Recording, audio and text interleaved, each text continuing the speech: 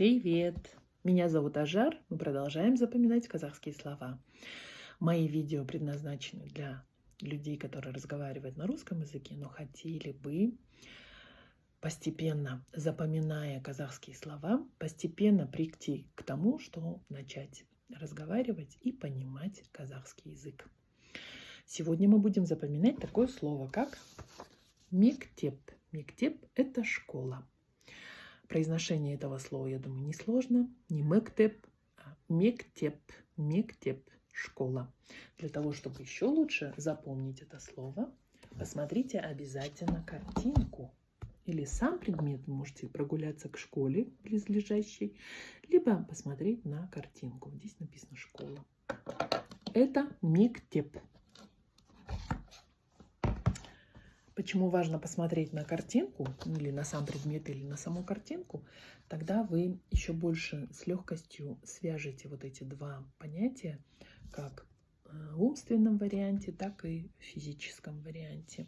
И у вас оно сядет в вашу память и в вашу мыслительный процесс. Теперь по обыкновению мы составляем предложение со словом мектеп. У нас в районе есть мектеп, в которой есть и русские, и казахские классы. Я когда-то в детстве училась в единственной казахской мектеп, которая была в нашем городе.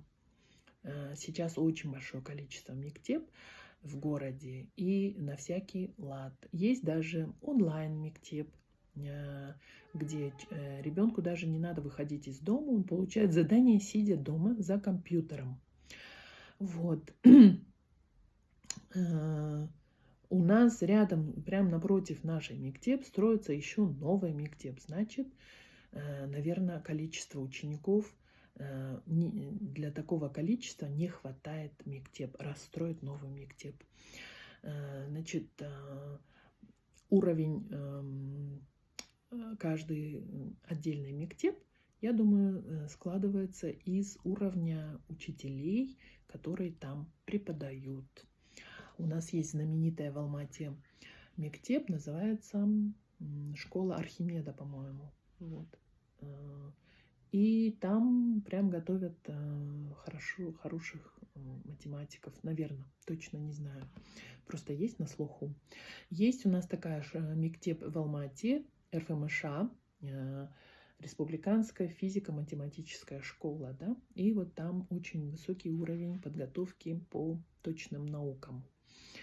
Я в детстве ходила в музыкальный мектеп. Есть сейчас тоже очень большое количество музыкальных мектеп, музыкальных курсов, музыкальных кружков, и каждый ребенок может получить там какое-то музыкальное образование. У многих людей мектеп ассоциируется с разными вещами. Да? У меня, например, ассоциируется с первой любовью. Вот. И с тем, что у меня были проблемы некоторые в мектеп. Вот. Ну, я думаю, что проблемы, наверное, у многих были в мектеп, потому что нужно было успевать по всем предметам. Но я была всегда больше по точной части, по естественным наукам, а гуманитарные науки давались мне не так легко.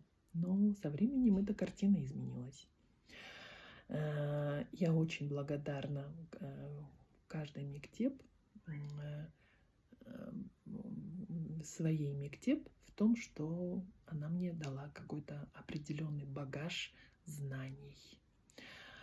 Как хорошо, что в нашем государстве каждый ребенок может ходить в мектеп, и это государство, кстати, контролирует. Если ребенок не ходит в мектеп, начинаются проверки, почему ребенок не ходит в мектеп. Потому что каждый человек имеет право получить начальное образование.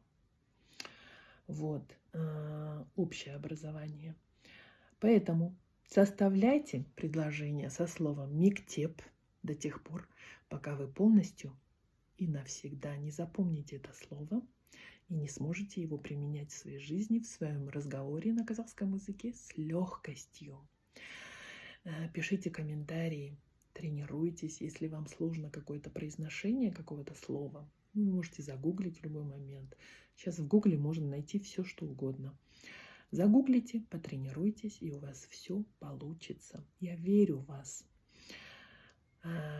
Я очень горжусь вашими победами. Вы мне пишете, какое вы слово, как вы применяете его, какое вы слово запомнили. Большое-большое вам спасибо. Пишите, подписывайтесь, делитесь. Мне это очень-очень приятно.